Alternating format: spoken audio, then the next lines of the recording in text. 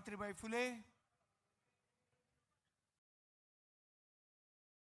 या ऐतिहासिक सभेसाठी असलेलं हे भरगच्च सन्माननीय व्यासपीठ, खरं तर आजचा दिवस हा खूप ऐतिहासिक दिवस आहे। 2 ठाकरे बंधूंची सभा या शिवतीर्थावर होते आणि माझ्यासारख्या एका सामान्य महाराष्ट्र सैनिकाला इथे भाषण करण्याची संधी मिळते। माझ्यासाठी खरं तर हा खूप भाग्याचा दिवस आहे। मला तर कधी स्वप्नातही वाटलं नव्हतं की असं काही होईल, की मला माझ्यासारख्या एका सामान्य महाराष्ट्र सैनिकाला ठाकरे बंधूंची सभा असताना या शिवतीर्थावर भाषण करायला मिळेल हे माझ्या कधी स्वप्नातही नव्हतं।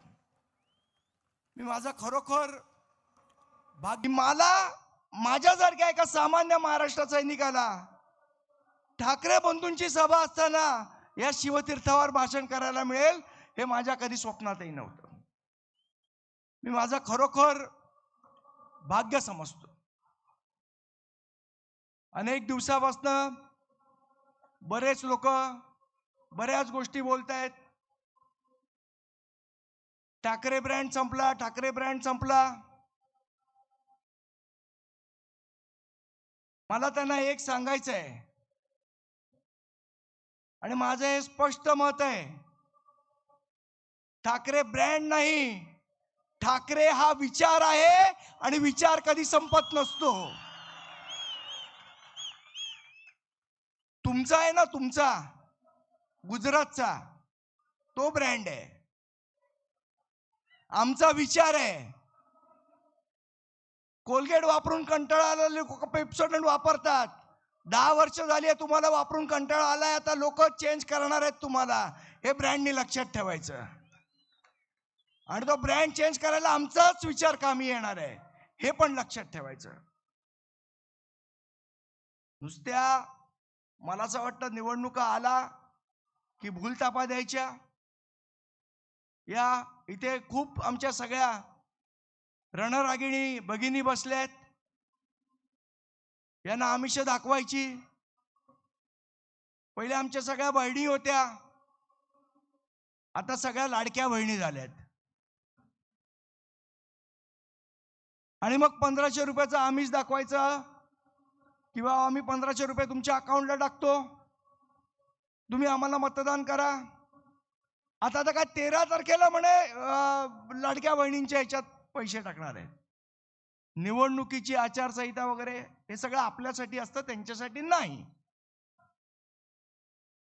पण मला या सरकारला सांगायचंय, या आमच्या लाडक्या बहिणी खूप हुशार आहेत। तुमच्या गोष्टींना या बोलणार नाहीत। नवऱ्याचा अख्खा पगार खिशात घालून सुद्धा त्या नवऱ्याला बदलत नाहीत, ते तुमच्या लाडक्या बहिणींच्या 1500 रुपयाला बदलणार आहेत का? त्यामुळे उगाच या गोष्टीच्या भानगडीत पडू नका, त्यांना भुलवायला पडू नका। आणि सारखं आपलं एकच, मग ते भाजपवाले असतील तर सेनेवाले असतील, ते शिंदे सेनेवाले असतील। ठाकरे काय मराठीसाठी नाही आले, फक्त सत्तेसाठी आले, एकत्र सत्तेसाठी आलेत, मराठीसाठी नाही आलेत। मग माझा यांना प्रश्न आहे की भाजप, शिंदे शिवसेना आणि राष्ट्रवादी अजित पवार साहेबांची तुम्ही तिघ एकत्र गोट्या खेळायला आलात का विटीदांडू खेळायला आलात? म्हणजे तुम्ही सत्तेसाठी आलं की ते बरोबर? आम्ही मराठी माणसांसाठी आलोय आणि एकत्र आलोय, ते सत्तेसाठी आलोय आणि ही सत्ता मराठी माणसासाठी राबवण्यासाठी एकत्र आलोय। आपण सगळे मराठी आहोत आणि आम्हाला सुद्धा 56 इंचाची छाती आहे आणि ती फुगून आम्ही सांगू शकतो आम्ही मराठी आहोत। तुमच्या कुरेशींना जमणार आहे का हे सांगायला? त्यामुळे उगीच नसत्या गोष्टी आम्हाला सांगू नका, आम्हाला शिकवू नका. यावेळची निवडणूक ही खरं तर थोडीशी वेगळी निवडणूक आहे. दरवेळेला जेव्हा महानगरपालिकेची निवडणूक असते त्यावेळेला आपण अनेक विषयांवर, अनेक मुद्द्यांवर चर्चा करत असतो. मग रस्त्याची चर्चा असेल, वॉटर डिस्ट्रीब्युशन, पाणी वाटप याची चर्चा असेल, मलनिस्सारण वाहिनीच्या संदर्भातली चर्चा असेल, आरोग्याची चर्चा असेल, प्राथमिक शिक्षणाची चर्चा असेल. पण यावेळची निवडणूक वेगळी आहे. या सगळ्या प्रश्नांबरोबर यावेळची निवडणूक ही मराठी माणसाच्या अस्मितेची लढाई आहे. यावेळची निवडणूक ही मराठी अस्मितेचीच आहे. यावेळची निवडणूक याच्यासाठी वेगळी आहे की आम्ही काय खायचं आणि काय नाही खायचं हे तुम्ही नाही, हे आम्ही ठरवणार, हे ठासून सांगण्यासाठी यावेळची महानगरपालिकेची निवडणूक आहे.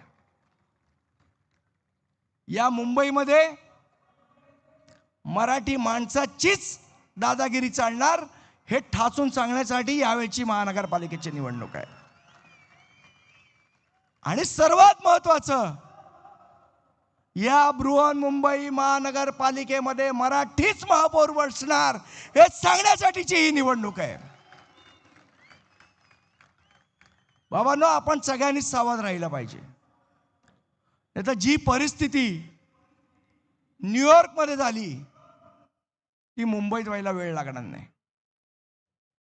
आज न्यूयॉर्कची परिस्थिती वेगळ्या पद्धतीने भारतीय जनता पक्ष दाखवतोय. काय दाखवतोय की म्हणे न्यूयॉर्कचा महापौर मुसलमान झाला.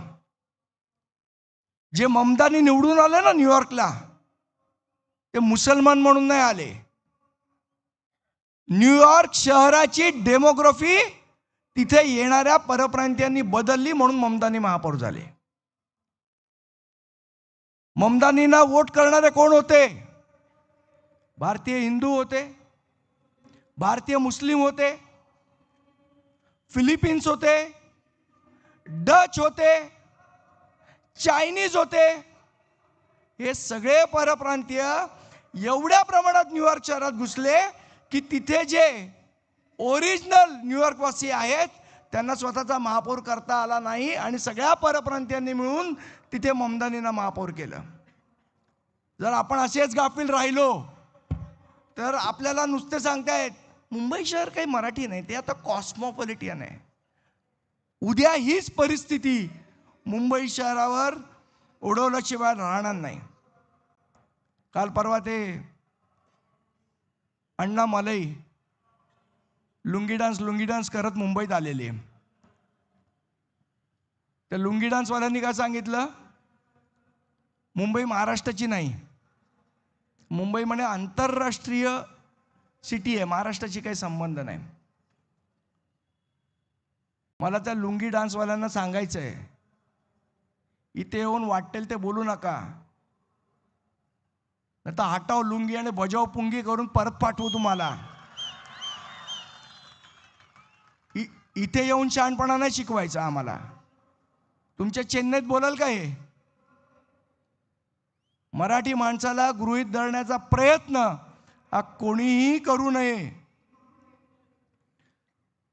आज ही महानगरपालिकेची निवडणूक लढवत असताना मराठी अस्मितेचा विषय तर आहेच, पण गेल्या 3 वर्षात ज्या पद्धतीने या बृहन्मुंबई महानगरपालिकेमधले नगरसेवक नसल्यामुळे ज्या पद्धतीचं ओरबाडणं चालू आहे त्याचं उत्तर आपल्याला मताद्वारे ह्या गोष्टीमध्ये द्यायचं आहे, या महानगरपालिकेच्या निवडणुकीत द्यायचं आहे.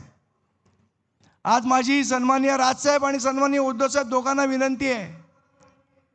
मी महानगरपालिकेत 2012 ते 2017 नगरसेवक म्हणून काम केलंय. साहेब, आज महानगरपालिकेची अत्यंत दयनीय अवस्था आहे. आज नुसत्या कंत्राटी कामगारांनी महानगरपालिका भरत चाललेले आहेत. माझी विनंती आहे, जर तुम्ही सत्ता आल्यानंतर जर एक निर्णय घेतलात तर आमच्या महाराष्ट्रातल्या मुंबईमधल्या जवळजवळ 1.5 लाख लोकांना महानगरपालिकेत रोजगार मिळू शकतो आणि ते तुम्ही देऊ शकता. आणि याची आकडेवारी आहे. सन्माननीय मोदी साहेब बसले सांगितलं तसं 2 कोटीचे रोजगार तसे नाहीत. खरेखुरे 1.5 लाख लोकांना रोजगार महानगरपालिकेत मिळू शकतो, कारण 30% जागा या महानगरपालिकेने भरलेल्याच नाही आहेत.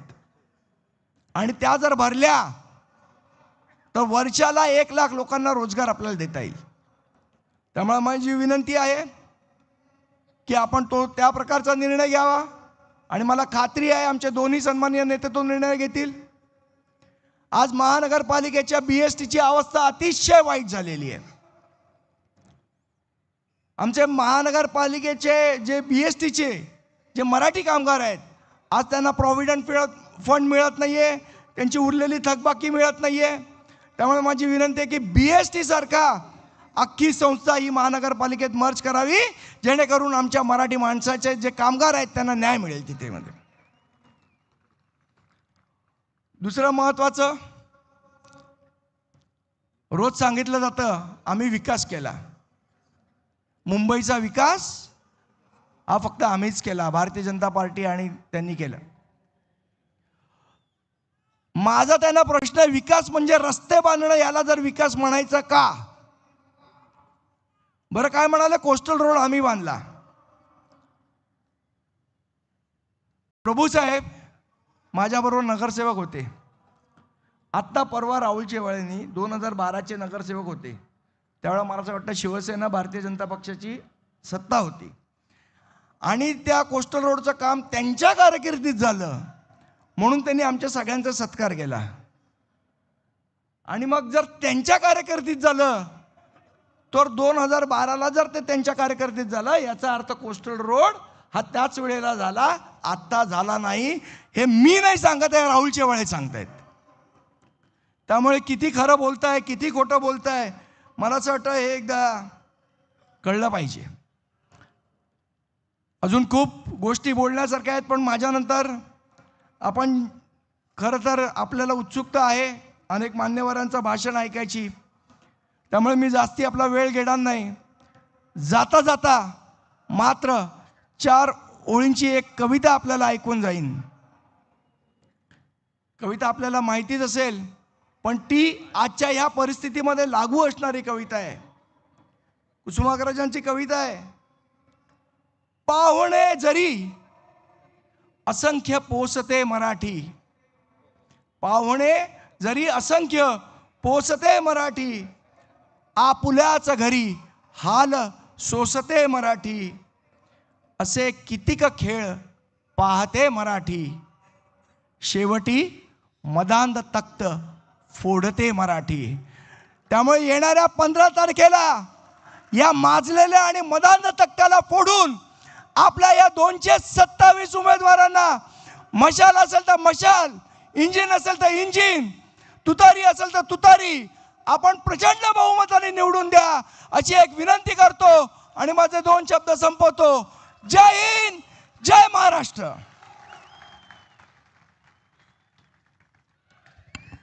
यानंतर धन्यवाद संदीपजी. यानंतर मी विनंती करतो शिवसेना नेते आदित्यजी ठाकरे यांना, त्यांनी या सभेला संबोधित करावं.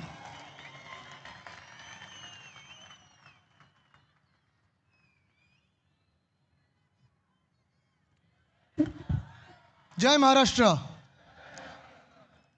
शिवतीर्थ भरत चाललेला आहे. येत असताना मी अनेक बस पाहत होतो, अजूनही उमेदवार आपले एक एक येत आहेत. प्रचार सभा चालू आहे, डोर टू डोर चालू आहे. गेले 10 दिवसातच आपण सगळ्या जे काही प्रचार आहे तो सुरू केलेला आहे. पण कितीही काही म्हटलं आणि कितीही कोणाचा प्रचार असला तरी आज एक निश्चित आहे की हा क्षण जो आहे तो ऐतिहासिक आहे. मुंबईसाठी ऐतिहासिक आहे की शिवतीर्थावर उद्धव साहेब आणि राज साहेब हे आज एकत्र एका सभेत बोलणार आहेत आणि मुंबईसाठी बोलणार आहेत.